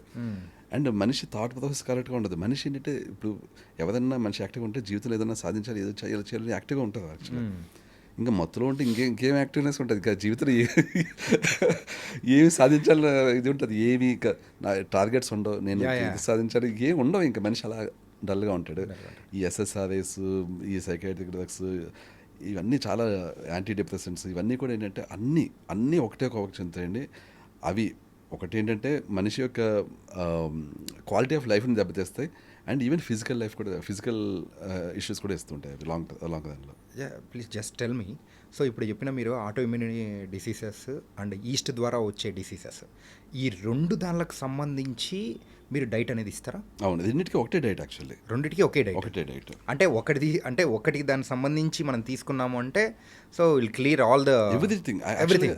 బేసిక్గా ఏంటంటే ఈ డైట్ మీకు ఒక సీక్రెట్ చెప్తాను. యాక్చువల్ సీక్రెట్ అంటే ఇది అందరు వింటున్నారు సార్. సీక్రెట్ అంటే మా డైట్ సీక్రెట్ ఇదే, ఓపెన్ సీక్రెట్ అనమాట. ఏంటంటే ఇప్పుడు మనిషికి ఏదైనా దెబ్బ తగిలింది. ఇప్పుడు నేను వెళ్తూ పడిపోయాను, చేతికి ఇక్కడ వాపు వచ్చింది. వాపు కాసేపటి తగ్గిపోతుంది. ఎలా తగ్గుతుంది? ఇది వాపు వచ్చినప్పుడు మన లివర్ ఏం చేస్తుందంటే ప్రోటీన్స్ని అదే క్రియేట్ చేస్తుంది ఈ వాపు తగ్గడానికి. ఎందుకంటే ప్రోటీన్స్తో హీల్ చేస్తుంది. దాన్ని CRP అంటాం, రియాక్టివ్ ప్రోటీన్. దెబ్బ తగిలింది కాబట్టి రియాక్టివ్గా మన లివర్ ప్రోటీన్స్ క్రియేట్ చేస్తుంది. ఆ ప్రోటీన్స్ వెళ్ళి ఫిక్స్ చేస్తుంది. సో ఒక రోజు 2 రోజులు దెబ్బ తగిలితే క్రియేట్ చేస్తుంది, కానీ రోజు దెబ్బ తగిలించుకుంటే అది మన బాడీ వదిలేస్తుంది, క్రియేట్ చేయదు. సో ఇదే అనమాట. ఇప్పుడు సోరియాసిస్ కానీ ఇవన్నీ ఏంటంటే రోజు వాళ్ళకి ప్యాచెస్ ఎందుకుంటే అంటే ఇంకా రోజు ఇంకా సిఆర్పి కొంత లెవెల్లో క్రియేట్ చేస్తుంది తప్పించి ఇంకా ఆ లెవెల్ దాటలేదు. ఈ డైట్లో ఏమవుతుందంటే మనం ఆ సిఆర్పిస్నే మనం ఇస్తున్నాం బయట నుంచి. మన బాడీ లివర్ గివప్ ఇచ్చేసింది. మన డైట్లో యాంటీ ఇన్ఫ్లమేటరీ ఫుడ్సే ఉంటాయి కాబట్టి మనం తీసుకునే నాన్ వెజ్ ప్రోటీన్స్ బాడీలోకి వెళ్ళాక అవి ఎగ్జాక్ట్లీ సిఆర్పిలా పనిచేస్తాయి. సో అప్పుడు ఏంటంటే మన ఎక్కడైనా ఏమైనా ఇష్యూస్ ఉన్నా వెంటనే వెళ్ళి అది ఫిక్స్ చేస్తుంది అంటే ఎక్స్ట్రా ఫోర్స్ అనేది కూడా మనం ఇస్తున్నట్టు బయట నుంచి క్యూర్ చేయడానికి. సో ఏంటంటే అది సోరియాసిస్ అవనివ్వండి, రొమటాయిడ్ ఆర్థరైటిస్ అవనివ్వండి, అవన్నీ ఫిక్స్ అయ్యేది ఈ ప్రోటీన్స్ వల్లే. ఈ ప్రోటీన్స్ మనం బయట నుంచి ఇస్తున్నాం. సో సేమ్ డైట్ అటు సోరియాసిస్ని, రొమటాయిడ్ ఆర్థరైటిస్ని, అలాగే ఇప్పుడు బేసిక్గా మన బ్రెయిన్ డిసైడ్ చేస్తాను అనమాట. నాకు ఇంత మెడిసిన్ ఉంది, ఇప్పుడు ఎక్కడెక్కడ ఇష్యూస్ ఉన్నాయి అన్నీ ఫిక్స్ చేస్తాను. సోరియాసిస్ ఉంది వ్యక్తికి, రొమటాయిడ్ ఆర్థరైటిస్ రెండు ఉంటాయి కొంతమందికి. రొమటాయిడ్ ఆర్థరైటిస్ ఉంటుంది, సోరియాసిస్ ఉంటుంది, రెండు ఫిక్స్ చేస్తుంది. దాంతోపాటే ఆ వ్యక్తి హార్మోన్ ఇంబ్యాలెన్స్ ఉంది, అది ఫిక్స్ చేస్తుంది. ఇంకేదో ఏదో ఇష్యూ ఉంది, అది కూడా ఫిక్స్ చేస్తుంది. సో అది ఇది అని కాదు, సర్వరోగ నివారణ టైప్ అనమాట ఇది. ఎందుకంటే మనం బాడీలో ఏ ఇష్యూస్ ఉన్నా ఫిక్స్ చేసుకోవడానికి మెడిసిన్ ఇస్తున్నప్పుడు మన బ్రెయిన్ సూపర్, నాకు మెడిసిన్ వచ్చింది, లేవర్ ఇవ్వట్లేదు కానీ నాకు బయట నుంచి వచ్చింది. సో ఎక్కడెక్కడ మొత్తం స్కాన్ చేసుకుంటుంది, అదొక బ్లడ్ రిపోర్ట్ లాగా అనమాట. ఎక్కడెక్కడ ఏం తేడా ఉన్నాయి అన్నీ చూసుకుని అన్నిటికీ అక్కడికి మనకి ఈచ్ పార్ట్కి ఇట్లా ఈచ్ ఇష్యూకి హీలింగ్కి different sets of immuno acids కావాలి. ఆ ఇమ్యూనో యాసిడ్స్ అనేది ఫామ్ చేసుకుని అక్కడ పంపిస్తుంది, అది హీల్ అవుతుంది అక్కడ.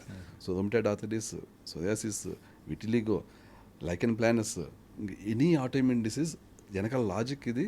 అది మన బ్రెయిన్ ఇలాగ మనం మంచి డైట్ ఇచ్చినప్పుడు, సరిగ్గా డైజెషన్ అయినప్పుడు ఆటోమేటిక్గా అన్ని హీల్ అవుతాయండి. అందుకేనా సార్ ఏంటంటే ఇప్పుడున్న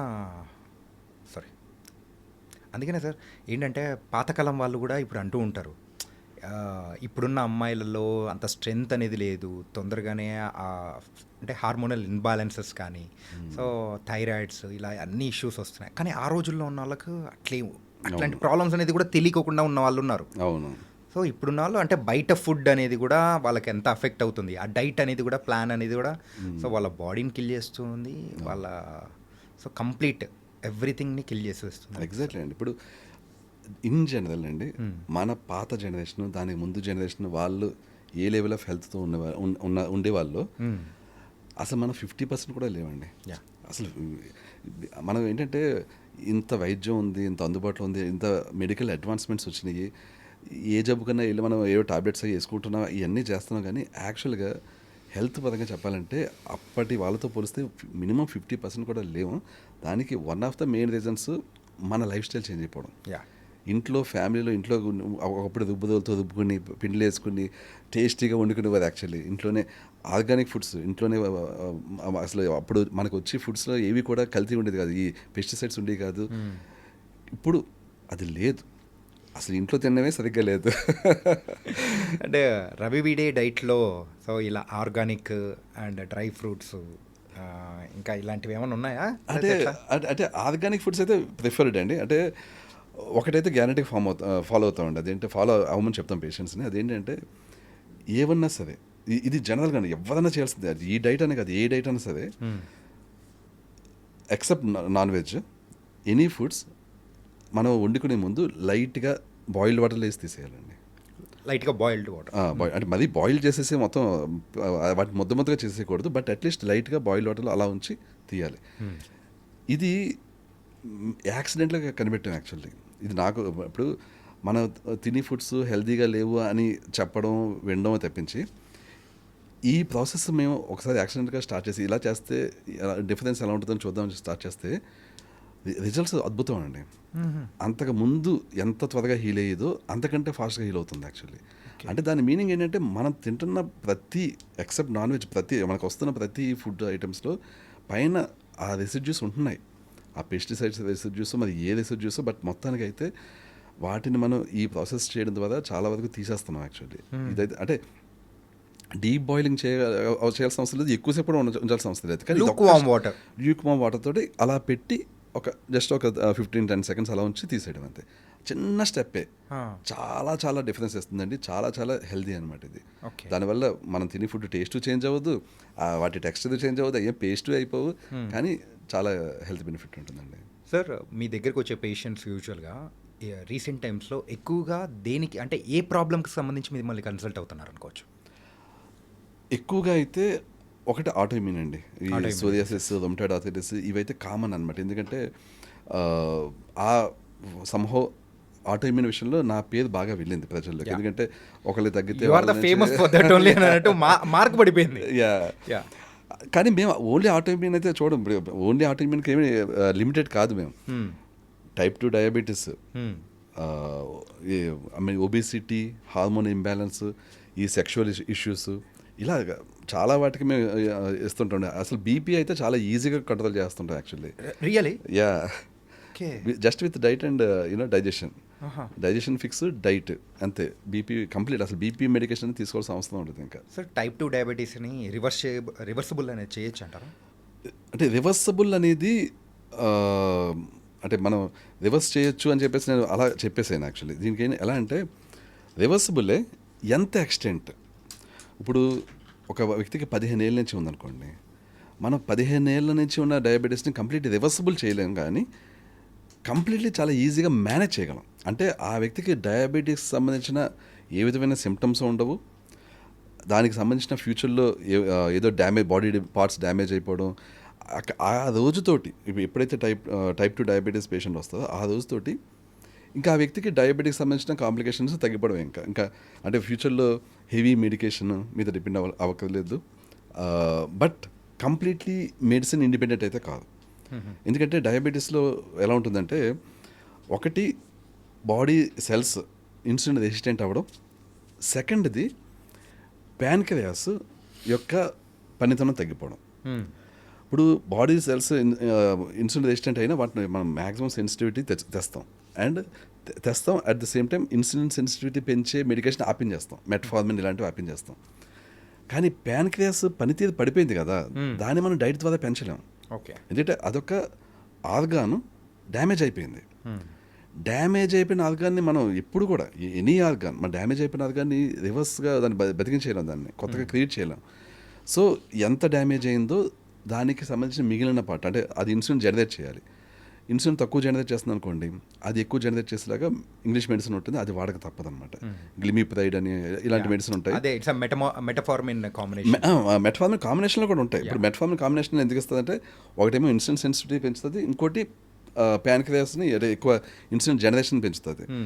ఇన్సులిన్ సెన్సిటివిటీ పెంచి మెడికేషన్ ఆపించేస్తాం మేము, అది అవసరం పడదు. కానీ ఇన్సులిన్ జనరేషన్ చేసి మెడిసిన్ ఆపలేము, డోసేజ్ తగ్గించగలం కానీ అది ఆపలేము. ఎందుకంటే ఆర్గానిక్ సరిగ్గా పనిచేయట్లేదు, ఇంకా దేర్ ఇస్ నో ఆల్టర్నేటివ్ అనమాట. బట్ డోసేజ్ బాగా తగ్గుతుంది, అండ్ ఇన్సులిన్ జనరేషన్ పెంచి మెడిసిన్స్ యొక్క సైడ్ ఎఫెక్ట్స్ ఆల్మోస్ట్ నిల్ అనమాట.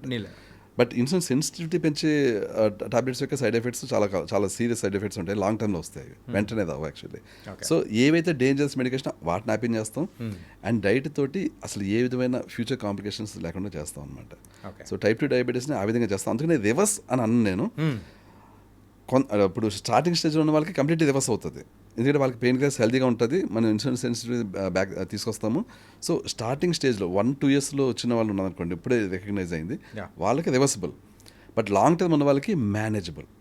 రివర్స్ అని అనము, సర్టెన్ ఎక్స్టెంట్ రివర్స్ అవుతుంది, బట్ ఈజీలీ మేనేజబుల్ అనమాట. One thing I have to appreciate US ఏంటంటే, మీరు చేసినా చెయ్యకపోయినా కానీ చాలామంది ఏమని చెప్పుకుంటారంటే చేసేయచ్చండి, కైండ్ ఆఫ్ పబ్లిసిటీ స్టంట్ కానీ, సో అట్లా type. But what your saying is manageable. ఎక్కడున్న దాన్ని మనం అక్కడ వరకు కట్ ఆఫ్ చేసుకోవచ్చు, కానీ సో కంప్లీట్ రివర్సిబుల్ కాదు అని చెప్పేసి ఓపెన్గా చెప్పడం, that was really nice. And ఇంకొకటి ఏంటంటే సార్, డైట్ అనేది కూడా ప్రజల మధ్యలో బాగా ఫేమస్ అయిపోయిన ఏదైనా ఒక ఇన్సిడెంట్ ఉందంటే అది ఒబెసిటీ. అరే ఫస్ట్ డైట్ ఫాలో అయితేనే మనం వెయిట్ తగ్గుతాము, మనకున్న ఒబెసిటీ తగ్గిపోద్ది, మంచి షేప్లోకి వస్తామని చెప్పేసి అని అంటూ ఉంటారు. దానికి సంబంధించి మన దగ్గర డైట్ ఓకే. ఒబెసిటీకి ఇట్స్ నాట్ జస్ట్ డైట్ అండి, always it's not just diet. Okay. అంటే మనం ఏమని పిలుద్దామో చెప్పండి. లేదు, it's diet is part of obesity fixation అండి. ఒబెసిటీ ఫిక్స్ చేయాలంటే డైట్ పార్టే, కానీ డైట్తో పాటు వర్కౌట్స్ చేయాలండి. వర్కౌట్ చేయాలి. ఓకే. ఇది ఒబేసిటీ అనే కాదు, ఒక మనిషి హెల్దీగా ఉండాలి, ఎక్కువ కాలం పాటు యంగ్గా ఉండాలి. అంటే మనిషి యంగ్గా ఉండడం అంటే మనిషి బాడీలో మజిల్స్, బోన్స్, నర్వ్స్, ఈ 3 హెల్దీగా ఎక్కువ కాలం పాటు ఉండాలండి. ఈ 3 హెల్దీగా ఉన్నాయంటే మనిషి యంగ్గానే ఉంటాడు ఎంతకాలమైనా. ఈ 3 డిటరేట్ అవుతుంటాయి గ్యారంటీ అనమాట. ఏ మనిషిలోనే అవుతాయి, ఎంత ఏం చేసినా అవుతాయి. కానీ దాన్ని స్లో చేయొచ్చు ఓన్లీ వర్కౌట్స్ ద్వారా. ఓకే. వర్కౌట్స్ చేయకుండా మనం వీటి డిటరేషన్ని ఆపలేం. ఇంకా సెల్స్ మజిల్ సెల్స్ చచ్చిపోతాయి, దాన్ని సార్కోపినియా అంటాం. బోన్ సెల్స్ చచ్చిపోతాయి, ఆస్ట్రోపినియా అంటాం. నర్వ్స్ చచ్చిపోతాయి, దానికి ఏం పేరు లేదనుకోండి కానీ అలా చచ్చిపోతుంటాయి అన్నమాట అది. సో ఈ 3 ఏవైతే ఇలాగ డిటరేట్ అయిపోతున్నాయో వాటిని ఆపాలంటే వర్కౌట్స్ చేయాలండి. వర్కౌట్స్ అంటే చాలామంది సింపుల్గా యోగా లాంటి స్ట్రెచింగ్ వర్కౌట్స్, ఏ జస్ట్ లైట్ వర్కౌట్స్ అనుకుంటారు. వర్కౌట్స్ అంటే అవి మాత్రమే కాదండి. ఇప్పుడు వర్కౌట్స్ అంటే అటు కార్డియోను చేయాలి, వెయిట్స్ని లిఫ్ట్ చేయాలి. ఓకే. వెయిట్స్ లిఫ్ట్ చేయడం అంటే మరీ వెయిట్ లిఫ్టింగ్ పెద్ద పెద్ద వెయిట్స్ అయితే చేయక్కర్లేదు, బట్ మజిల్స్ అన్నీ, మన బాడీలో మజిల్స్ అన్నీ పని చేయాలండి. అంటే స్ట్రెంథనింగ్తో పాటు కార్డియో. కార్డియో డెఫినెట్గా చేయాలి, ఎందుకంటే కార్డియో నరాలకు సంబంధించింది, నరాలను హెల్తీగా ఉండేలా చేస్తుంది. మజిల్స్ అండ్ బోన్స్ హెల్తీగా ఉండాలంటే వెయిట్స్ లిఫ్ట్ చేయాలండి. ఓకే. సో వెయిట్స్ ఆల్సో ఆ విధంగా వెయిట్స్ లిఫ్ట్ చేసి మనం మజిల్స్, బోన్స్ని గట్టిగా ఉండేలా చేసుకుంటాం, హెల్తీగా ఉండేలా చేసుకుంటాం. కార్డియో చేసి నరాలని అంటే నర్వ్స్ని, మన నర్వస్ సిస్టమ్ హెల్తీగా ఉండేలా చేసుకుంటాం. సో ఈ 3 కవర్ అవ్వాలంటే అటు వెయిట్స్ లిఫ్ట్ చేయాలి, ఇటు కార్డియో చేయాలి, అండ్ జస్ట్ ఏదో 5-10 మినిట్స్ కాదు. అన్ఫార్చునేట్లీ చాలామందికి ఇది నచ్చదు. ఈ నేను చెప్పేది గంట సేపు మినిమం చేయాలండి. ఓకే. అది ఇది గంట సేపు కాదు, నేను పావు గంట చేస్తాను, అరగంట చేస్తానంటే కాదు. 2 కలిపి గంటన్నా చేయాలి. మీరు ఒక కార్డియో ఒక 20-30 మినిట్స్ చేసేదనుకోండి, 45 మినిట్స్ దాకా వెయిట్స్ని లిఫ్ట్ చేయాల్సిందే. తక్కువ చేస్తే ఉంటుంది బెనిఫిట్, కానీ 45 మినిట్స్ వెయిట్స్ లిఫ్ట్ చేయడం అనేది ఐడియల్ టైం అండి. ఓకే. అంత చేసామనుకోండి చాలా కాలం పాటు నరాలు, బోన్స్, మజిల్స్ అన్నీ కూడా హెల్తీగా ఉంటాయండి. ఓకే. అన్ని బాడీ పార్ట్స్ కవర్ చేయాలి. కొంతమంది ఓన్లీ హ్యాండ్స్ చేసేసి షోల్డర్ చేసి అయిపోయింది అనుకుంటారు, అసలు లెగ్స్ టచ్ చేయరు. లెగ్స్ అది మాత్రం నిజం సార్. జిమ్లో చాలా మంది చేసే పొరపాటు ఏంటంటే ఇదే, అరే ఇది వచ్చేసింది కదా ఫుల్ హ్యాపీ అని అనుకుంటారు, కాకపోతే ఇక్కడ బేస్మెంట్ అనేది ఇంపార్టెంట్ అని మర్చిపోతూ ఉంటారు. అవును, నిజానికి మనకి బాడీలో అన్నిటికంటే హెవీ మజిల్ ఉండేది మన ఇదిగో థై మజిల్ ఇక్కడే. సో దాన్ని హెల్తీగా ఉంచుకుంటే నిజానికి బోల్డ్ అంత డయాబెటీస్ తగ్గుతుంది అనమాట. ఎందుకంటే మజిల్స్లోనే గ్లైకోజన్ స్టోరేజ్ అవుతుంటుంది. మనం తిన్న కార్బోహైడ్రేట్స్ గ్లైకోజన్ ఫార్మాట్లో వెళ్ళి మజిల్ సెల్స్లో స్టోరేజ్ అవుతుంది. ఓకే. సో మనకేంటంటే మన కార్బోహైడ్రేట్స్ తినడానికి సఫిషియంట్ ప్లేస్ దొరుకుతుంది అన్నమాట, స్టోరేజ్ స్పేస్. ఇప్పుడు ఆ మజిల్ తగ్గిపోయింది అనుకోండి, స్టోరేజ్ స్పేస్ ఉండదు, మన కార్బోహైడ్రేట్స్ తినే అర్హత కోల్పోతాం అనమాట మనం. సో అప్పట్లో ముందు తిన్నట్టే తింటున్నామంటే ఇంకా డయాబెటీస్ వచ్చేస్తుంటుంది ఇంకా. Okay. So it was nice sir. ఏంటంటే మెయిన్గా మీ గురించి తెలుసుకున్న తర్వాత నాకు ఒకటి మాత్రం అర్థమైంది, ఏంటంటే ఆటో ఇమ్యూన్ డిసీజెస్ తగ్గించడంలో you are the master coming to the న్యూట్రిషనిస్ట్గా. So that was very good part. And ఈరోజు ఈ సెషన్ ద్వారా కూడా చాలామందికి కూడా అర్థమై ఉంటుంది మెయిన్గా ఆటో ఇమ్యూన్ డిసీజెస్ అంటే ఏంటి, దాని ద్వారా ఎంతమంది సఫర్ అవుతున్నారు, ఎలా తగ్గించుకోవాలి అని చెప్పేసి. And it was very nice. అన్ని దానిలకు రిలేటెడ్గా మన గట్ హెల్త్ అంటూ ఉంటే అమ్మబాబోయ్, మన గట్ హెల్త్ని మనం చాలా జాగ్రత్తగా చూసుకోవాలి, లేకపోతే చాలా కష్టం అని కూడా అనిపిస్తూ ఉంది. It was very very nice. And any few words about the final words about our today's session. It was very nice session అండి. ఎందుకంటే మీరు అంటే మీతో డిస్కస్ చేస్తూ ఈ విషయాలన్నీ అందరికీ తెలియజేయడం నాకు చాలా హ్యాపీగా ఉంది. అండ్ మీరు కూడా చాలా ఇంట్రెస్టింగ్గా అడిగేది మంచి మంచి క్వశ్చన్స్. యాక్చువల్గా మీరు అడుగుతున్న క్వశ్చన్స్ బట్టి నాకు అర్థమైంది ఏంటంటే మీకు తెలిసిన వాళ్ళకి ఎవరికో కూడా కొన్ని ఇష్యూస్ ఉన్నాయి. Usually sir. ఇన్ఫర్మేషన్ అది నుంచి లాగేది మీరు యాక్చువల్లీ లేదు సార్, యూజువల్గా చాలామంది కూడా దానికి సంబంధించి సఫర్ అవుతూ ఉన్నారు. సో అది చూస్తూనే ఉన్నాం. అంటే మన చుట్టుపక్కల ఉన్న వాళ్ళందరూ కూడా ఏదో ఒక ప్రాబ్లంతో సఫర్ అవుతున్నది. అది చాలామందికి కూడా రిలేటబుల్ ఉంటుంది. సో దాని ద్వారా వచ్చిన క్వశ్చన్స్ అండ్ మీ దగ్గర నుంచి కూడా మంచి మంచి ఆన్సర్స్ అనేది కూడా వచ్చాయి. Really thank you so much.